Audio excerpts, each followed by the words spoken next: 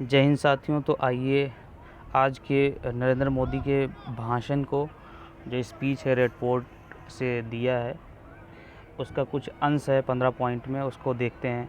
तो पहला तो यहाँ पे एक पॉइंट है कि जो एक तरह से पॉलिटिकल बिल भी चाहिए होती है किसी भी डिसीज़न को लेने के लिए, उसके बारे में यहाँ पर नरेंद्र मोदी जो पीएम हैं उन्होंने कहा है कि हमारे पास में इस समय दिल्ली में ऐसी सरकार है जिसके पास में पॉलिटिकल बिल है। उसने ऐसा पीछे भी किया है कि बहुत सारे डिसीज़न लेके दिखाया है कि सरकार करना चाहती है एक्चुअल में, और आगे भी कोई भी डिसीज़न ले जो देश हित में होगा वो लिया जाएगा। दूसरा पॉइंट है कि जो इन्होंने पहली बार एक तरह से जो स्वतंत्र भारत के प्रथम प्रधानमंत्री थे पंडित जवाहरलाल नेहरू, उनको एक तरह से पहली बार क्रेडिट दिया है कि हाँ, उन्होंने भी आज़ादी की जो लड़ाई है उसमें अपना महत्वपूर्ण योगदान दिया था।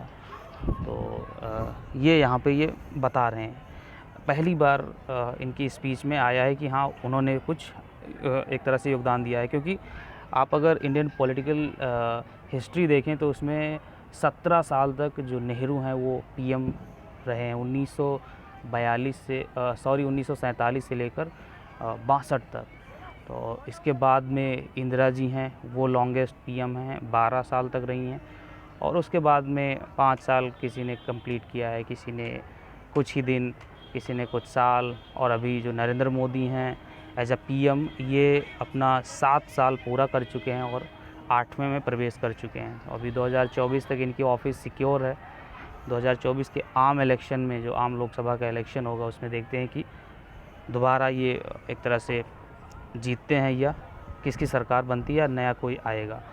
और जो तीसरा है, इन्होंने स्लोगन दिया है सबका साथ, सबका विकास, सबका विश्वास। ये 3 तो था ही पहले, अभी इसमें जोड़ा है सबका प्रयास। क्योंकि कोविड की वजह से जो इकोनॉमी है और जितने भी सेक्टर हैं, जितनी भी तरह की चीज़ें हैं, क्योंकि फर्स्ट वेव तो किसी तरह से टैकल हो गई थी, सेकेंड वेव में बहुत ही खस्ता हाल हो गई है सरकार की भी और लोगों की भी। सेकेंड वेव में जिस तरह से ऑक्सीजन क्राइसिस हुआ, जिस तरह से लोगों को अपनी जान गंवानी पड़ी, तो आज उसका अभी भी दर्द है। तो उसको मिटाने के लिए सबका प्रयास नारा दिया जा रहा है।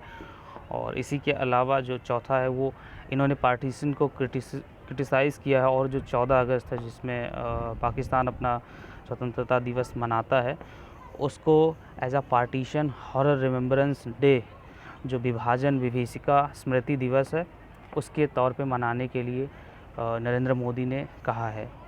और जो स्मॉल फार्मर हैं उनको इन्होंने कहा है कि ये देश की शान है।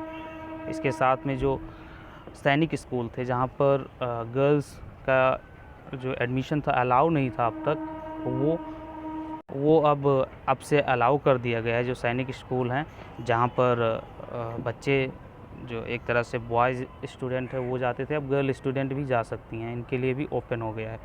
और इंडिया एक तरह से इन्होंने एक तरह से बिना नाम दिए 2 देशों को एक तरह से ख़तरा बताया है इंडिया का। पहला तो जो टेररिज्म एक्सपोर्ट करता है वो पाकिस्तान, और दूसरा जो एक्सपेंशनिज़म विस्तारवादी सोच का है वो चाइना। तो इन दोनों देशों का एक्चुअल में यही 2 थ्रेट हैं। कोई भी अगर इंडिया को लीड करेगा तो सबसे पहले उसको पाकिस्तान से और चाइना से, इन 2 मुश्किलों से एक तरह से जूझना पड़ेगा, या इन 2 मुश्किलों से पार पाना पड़ेगा।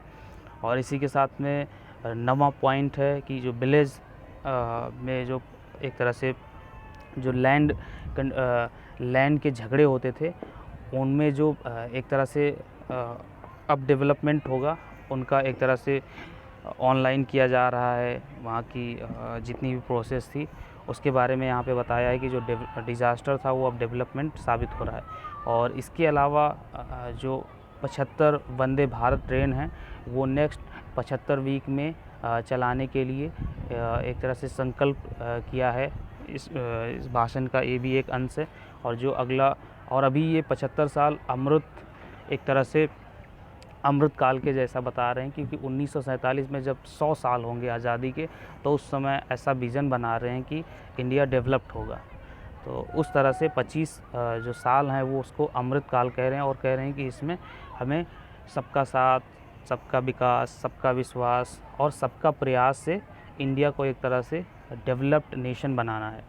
और इसी के साथ में जो नेशनल हाइड्रोजन मिशन है, जो काफ़ी समय से एक तरह से डिमांड में था, इसका भी एक तरह से ऐलान किया गया है कि ये भी होगा अब। और इसी के साथ में एम्प्लॉयमेंट के मुद्दे पर इन्होंने कहा कि हम एम्प्लॉयमेंट जनरेट कर रहे हैं। हालांकि ऐसा तो नहीं है, क्योंकि NSSO की रिपोर्ट थी 2019 से ही कि जो बेरोज़गारी है वो 45 साल में सबसे ज़्यादा है। और आपने देखा कि फर्स्ट कोविड वेव में कितनी -33-34 GDP एक तरह से गिर गई थी, और अभी भी सेकेंड वेव में भी बहुत खस्ता हाल हो गई थी। तो ये सब सारी चीज़ें हैं। अभी बहुत सारे मुद्दों पे इंडिया लैग कर रहा है, और देखते हैं क्या होता है आगे एम्प्लॉयमेंट, क्योंकि एम्प्लॉयमेंट जनरेशन बहुत ही ज़रूरी है। और जो राशन है और जो वैक्सीन है, यहाँ पर मोदी जी ने चेताया कि जो पोलियो वैक्सीन थी उसके लिए इंडिया को काफ़ी वेट करना पड़ा था। जो यूरोपियन नेशंस हैं या डेवलप्ड नेशन हैं, उनसे बार बार गुहार लगानी पड़ी थी कि आप पोलियो वैक्सीन हमें प्रोवाइड कराइए। लेकिन अब जो एक तरह से इंडिया है, ये इंडिया मदरलैंड हो गया है एक तरह से वैक्सीन का, क्योंकि करीब करीब 60 से 70% जो वैक्सीन मैन्युफैक्चरिंग है यहाँ से हो रहा है। और यहाँ पर इंडिया में जो इसका एक तरह से सेंटर है वो हैदराबाद माना जा रहा है। तो इस तरह से है, और करीब करीब 60 करोड़ से भी ज़्यादा लोगों को वैक्सीन दी जा चुकी है, ऐसा इन्होंने कहा। और राशन के मामले में भी इन्होंने अपने भाषण में कहा कि करीब करीब 80 करोड़ लोगों को हम लोग राशन दे रहे हैं, बहुत ही सस्ते दरों पे चावल, अनाज, मोटे अनाज, इस तरह की चीज़ें मुहैया कराई जा रही हैं। और इसके अलावा कंप्लायंस एक्ट था जो कॉलोनियल था, 200 साल पुराना था, उसको इन किया गया है। 15,000 कंप्लायंसेस थे। और इसी के साथ में जो 15वां पॉइंट है, लास्ट पॉइंट है, उसमें यही है कि जो 100 साल पूरे होंगे 2047 में, उस समय इंडिया एक तरह से डेवलप्ड नेशन होगा। और हेल्थ में, एजुकेशन में, क्योंकि हमारा health infrastructure second Covid wave थी उसमें कोलैप्स कर गया। एजुकेशन बहुत ही महंगी है एक तरह से, और एम्प्लॉयमेंट है नहीं, GDP भी बहुत ही स्लो है। इसके अलावा जो एक तरह से आम पब्लिक है, उसके जेब पे बहुत भारी एक तरह से इन्फ्लेशन की मार है, महंगाई है चारों तरफ। आप किसी भी चीज़ को उठा के देख लें तो महंगाई बहुत तेज़ी से बढ़ गई है, चाहे वो पेट्रोल हो या और सारी चीज़ें हों, तो हर जगह इन्फ्लेशन हाई है। तो ये सब सारी चीज़ों को रोकना और एक तरह से बैलेंस तरीके से चलना, और क्योंकि आबादी ज़्यादा है उसको एक तरह से सिस्टमेटिक ढंग से करना, और पीस के साथ में एक तरह से डेवलप बनाना बहुत ही बड़ा चैलेंज है। तो देखते हैं 2047 तक क्या होगा। और नरेंद्र मोदी जी ने एक ये भी कहा कि हम जितनी भी स्कीम आज डिस्कस कर रहे हैं, ये 1947 में जो भी लीड कर रहा होगा इंडिया को, तो वो इन सब बातों को ज़रूर एक बार याद करेगा कि हाँ, हम लोगों ने ये चीज़ें जो की थी तब बहुत अच्छी की थी।